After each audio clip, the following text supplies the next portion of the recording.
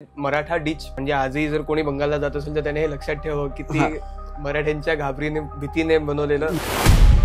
ज्या लोऱ्या आहेत त्याच्यात आजही मराठ्यांचा उल्लेख आहे की झोप नाही तर मराठी येतील. मराठ्यांच्या भीतीने इंग्रजांनी कलकत्त्याला खंदक खोदून ठेवले, गड्डे. एक प्रकारे खाई खोदली कलकत्त्याच्या चारी भोवती की मराठे कलकत्त्यात घुसू नाही शकले पाहिजे. तर मराठे एवढे हुशार होते, ब्रिटिशांनी ह्या हिशोबाने खंदक खोदले की मराठ्यांचे घोडे 8 फूटच खोदू शकतात. तर त्यांनी 10 फुटाचे खंदक खोदले की मराठे आले आणि घोडे कुदायला गेले तर या खाईत पडून मरतील.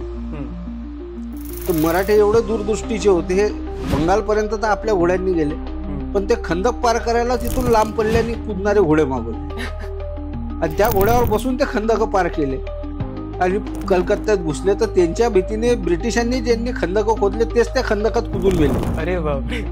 मराठ्यांची एवढी अपार दहशत बंगालमध्ये निर्माण झाली की मराठे हे वादळ हे काही करू शकतात.